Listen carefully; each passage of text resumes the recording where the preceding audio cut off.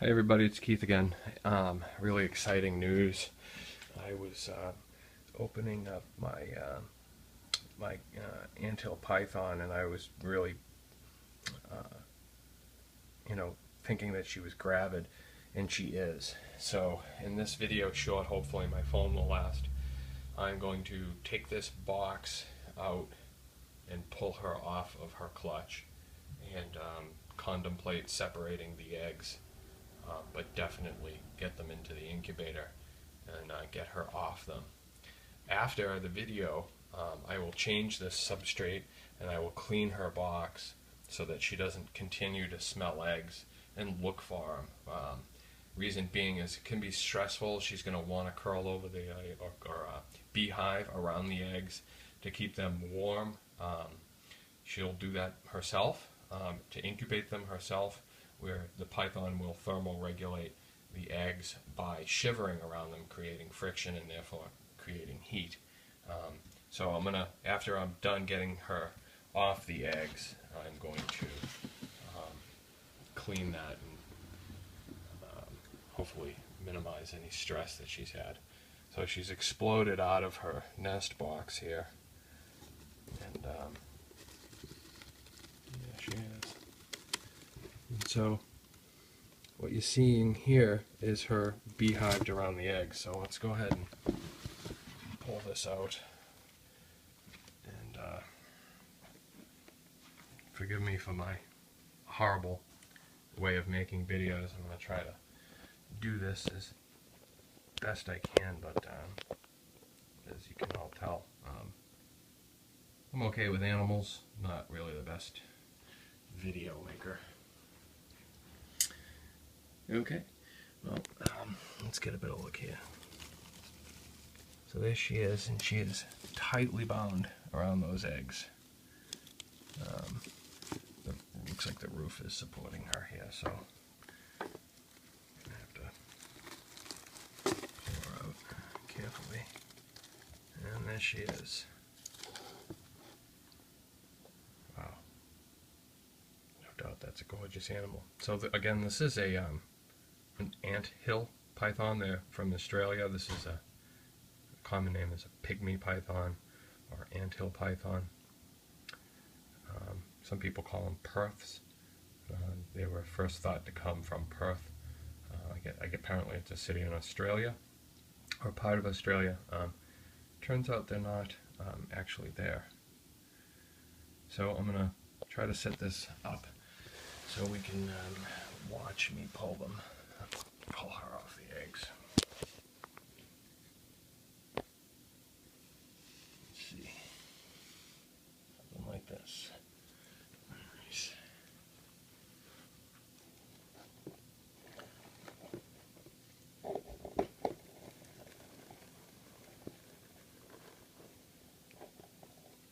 Okay. Well, it's a good sized clutch.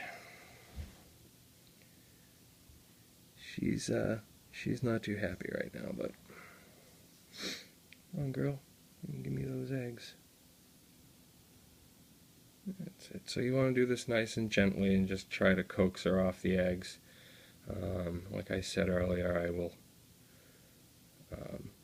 get the smell out of the cage once I get her off, and I'll be incubating these eggs as best I can. So, and they are nice and warm. These look good. Come on, girl. If I can just let her get her to let go here. Alright. So, it looks like there's 6, 7 eggs from her. That's her. So I'm going to quickly put her back. She's going to be thirsty and looking for a meal. I'm going to put her back in her warm box. Let her just think about what's going on now. So now I'm going to quickly, I have these, first thing I want to do is get the eggs on this grate, and I think I want to try to separate them as best I can. And this is kind of a touchy situation. You want to kind of roll them and not pull. When you separate the eggs, kind of roll them like so, and separate them one at a time. I'm not sure if I'm going to separate all these eggs. Depends on how easily they separate, and they're pretty well joined. I'm thinking I'm going to just leave them like this and pull this bottom one off. Okay.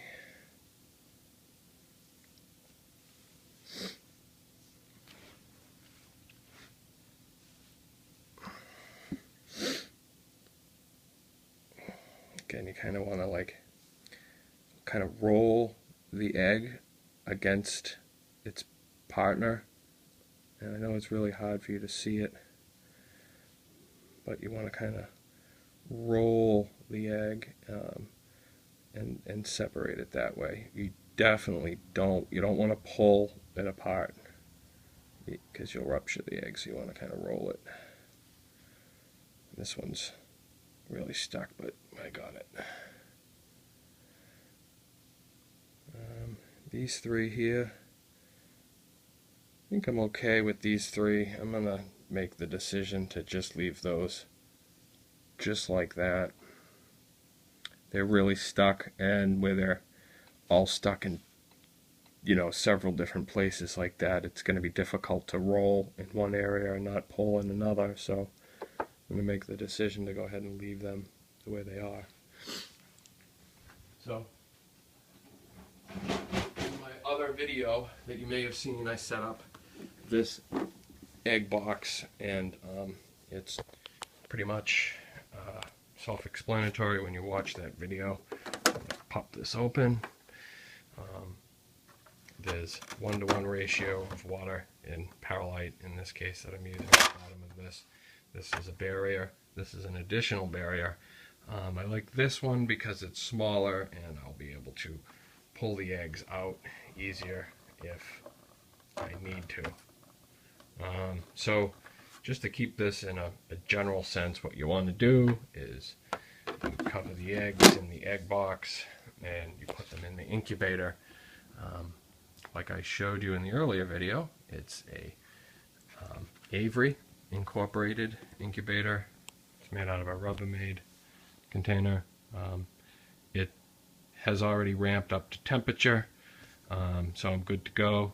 I'm going to just open this up. This is forced hot air incubator. Eggs are in the egg box. Everything's all hunky-dory, as they say. And this goes right in here like so.